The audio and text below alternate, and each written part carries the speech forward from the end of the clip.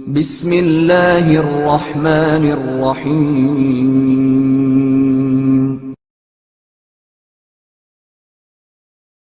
اللہ اللہ حسین ابن علی کی آواز۔ آج 6 محرم ہے۔ امام حسین علیہ السلام کے خطبات کے اقتباسات پیش کیے جاتے ہیں۔ 8ویں ذوالحجہ کی رات کو مکہ معظمہ میں فرمایا، حمد و صلات کے بعد معلوم ہو کہ موت اولاد آدم کو یوں گھیرے ہے جیسے کسی حسینہ کے گلے میں ہار اور قلادہ ہوتا ہے۔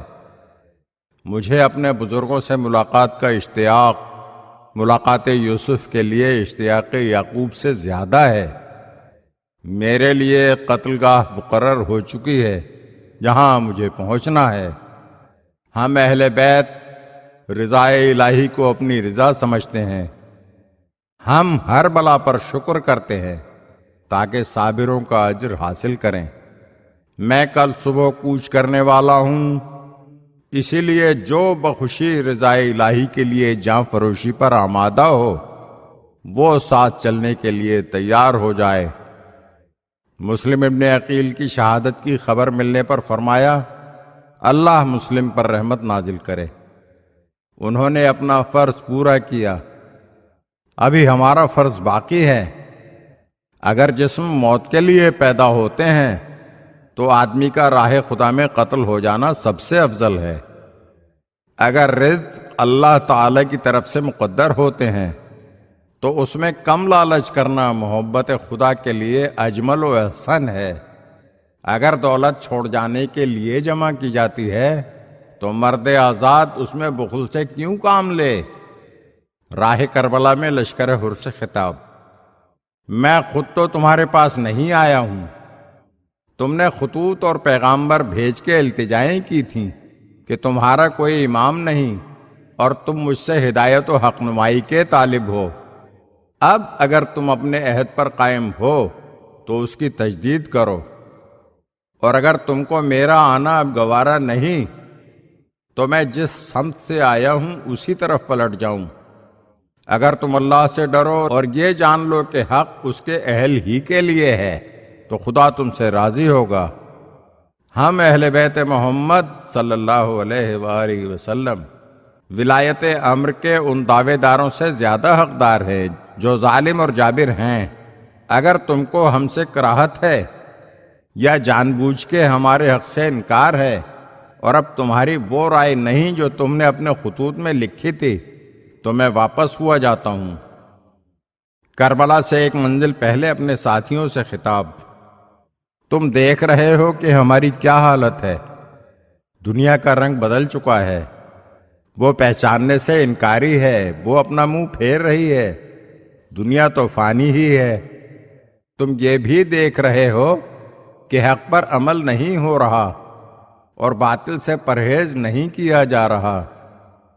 اب مومن کے لیے یہی راہ رہ جاتی ہے کہ وہ حق سے وابستگی کے ساتھ اپنے رب سے ملاقات کی تمنا کرے۔ ان حالات میں موت کو ایک سعادت اور ان ظالموں کے ساتھ زندہ رہنے کو عار اور اذیت سمجھتا ہوں۔ شب عاشور اپنے اصحاب سے خطاب، میں اللہ کی بہترین ثنا اور رنج و راحت میں اس کی حمد کرتا ہوں۔ اس کا شکر کہ اس نے ہم کو نبوت کی سرفرازی عطا کی، اس نے ہمیں علم قرآن سکھایا، دین کی دانش بخشی اور سننے والے کان، دیکھنے والی آنکھیں اور یقین والے قلب عطا کیے۔ خدایا تو ہمیں شکر گزاروں میں شمار کر۔ مجھے معلوم ہے کہ نہ کسی کو ایسے وفادار ساتھی ملے ہوں گے اور نہ ایسے صلہ رحم کرنے والے قرابت دار جیسے کہ تم سب ہو۔ میری طرف سے اللہ تم کو اس کی نیک جزا عطا کرے۔ اس قوم کی طرف سے ہمارے لیے بس ایک دن کا کچھ حصہ ہی باقی ہے۔ میں بخوشی تم کو اجازت دیتا ہوں کہ تم چلے جاؤ، میں کوئی ذمہ داری تم پر نہ رکھوں گا۔ یہ رات کا وقت ہے، اس کے پردے میں منتشر ہو جاؤ۔ یہ لوگ میرے سوا کسی کے طالب نہیں، اس لیے وہ بھی مزاحم نہ ہوں گے۔ اس تقریر کے بعد سب نے بیک وقت ساتھ چھوڑنے سے انکار کیا اور ایسے فدیانہ کلمات کہے جس پر آپ دیدہ ہو کر امام نے ان کا شکریہ ادا کیا۔ روز عاشور کا پہلا خطبہ، لشکر یزید سے خطاب۔ میری بات غور سے سنو، عجلت سے کام نہ لو، پہلے مجھے وہ نصیحت کر لینے دو جو مجھ پر تمہارا حق ہے۔ مجھے یہاں آنے کا عذر بیان کرنے دو، اگر تم اس کو تسلیم کر کے انصاف کرو گے تو سعادت کے اہل ہوگے، اور اگر تم کو نہ میرا عذر قبول ہے نہ تم مجھ سے انصاف کرنا چاہتے ہو تو جاؤ سب مل کے جو چاہو کرو، مہلت بھی نہ دو۔ میرا سرپرست و والی تو اللہ ہے جس نے قرآن نازل کیا ہے، وہی نیک بندوں کا سرپرست ہے۔ امام حسین کا روز عاشور آخری خطبہ، عجیب انداز سے حمد و نعت کے کلمات ادا کیے جو بلاغت کی جان ہیں۔ پھر فرمایا، پہلے میری نسبت تو متعین کرو کہ میں کون ہوں، پھر اپنے نفسوں کی طرف توجہ کر کے ان کو شرمندہ کرو اور غور کرو کہ کیا میرا قتل اور میری بے حرمتی تمہارے لیے موضوع ہے؟ کیا میں تمہارے نبی کا فرزند نہیں ہوں؟ کیا میں ان کے وصی اور سب سے پہلے ان کے تصدیق کرنے والے ان کے ابن ام کا بیٹا نہیں ہوں؟ کیا سید الشہداء حمزہ اور جعفر طیار میرے چچا نہیں ہیں؟ کیا تم تک یہ حدیث رسول نہیں پہنچی کہ میں اور میرے بھائی جنت کے جوانوں کے سردار ہیں؟ میں نے اس علم کے سبب کہ خدا جھوٹے کو ناپسند کرتا ہے کبھی جھوٹ نہیں بولا۔ اگر تم میری بات کا یقین کرو تو خیر، ورنہ تم میں ابھی وہ لوگ موجود ہیں جو اس کی گواہی دیں گے کہ انہوں نے خود حضرت صلی اللہ علیہ وآلہ وسلم سے یہ حدیث سنی ہے۔ جابر ابن عبداللہ انصاری، ابو سعید خضری، سہیل ابن سہل ساعدی، زید ابن ارقم اور مالک ابن انس سے پوچھو کہ انہوں نے کتنی مرتبہ اس کی سماعت کی ہے، کیا یہ حدیث بھی تمہیں میرا خون بہانے سے نہیں روکتی؟ کیا تم کو اس میں بھی کوئی شک ہے کہ میں تمہارے نبی کی بیٹی کا بیٹا ہوں؟ خدا کی قسم، مشرق و مغرب میں میرے علاوہ رسول کی بیٹی کا کوئی بیٹا نہیں ہے، نہ تمہارے درمیان نہ غیروں کے درمیان۔ کیا میں نے تم میں کسی کا خون کیا ہے یا تمہارے مال پر ناجائز تصرف کیا ہے یا میرے ذمے کسی زخم کا قصاص ہے؟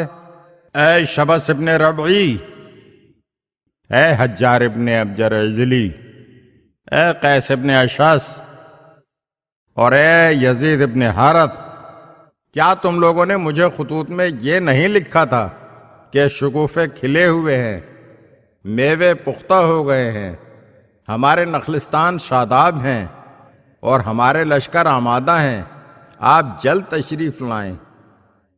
میں ذلت سے اپنا ہاتھ تمہارے ہاتھ میں نہ دوں گا، نہ غلاموں کی طرف فرار کروں گا۔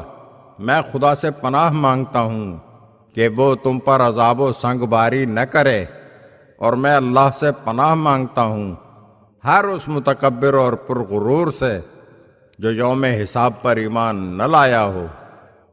شہادت سے قبل آخری دعا، اے پروردگار، تیری قضا پر صبر کرتا ہوں، تیرے سوا کوئی معبود نہیں، اے پناہ مانگنے والوں کی پناہ، نہ تیرے سوا میرا کوئی رب ہے نہ معبود، تیرے حکم پر صبر کرتا ہوں، اے اس کی پناہ جس کو کوئی پناہ دینے والا نہ ہو، اے ہمیشہ باقی رہنے والے، اے مردوں کو زندہ کرنے والے، اے ہر نفس کو اس کے عمل کا بدلہ دینے والے، میرے اور ان کے درمیان فیصلہ کر، وانت خیر الحاکمین۔ اور پھر کمال عشق و محبت کی آخری منزل تمام ہو گئی ایک نا تمام سجدے میں، نا تمام سجدے میں، نا تمام سجدے۔ اگر آپ ہمارے چینل کی نئی ویڈیوز دیکھنا چاہتے ہیں تو ہمارے چینل کو سبسکرائب کریں اور گھنٹی کے بٹن کو دبائیے تاکہ ہر آنے والی ویڈیو آپ کو جلد موصول ہو سکے۔ اور ہاں، لائک اور شیئر ضرور کیجیے اور اپنے قیمتی کمنٹ سے ہمیں آگاہ کیجیے۔ شکریہ۔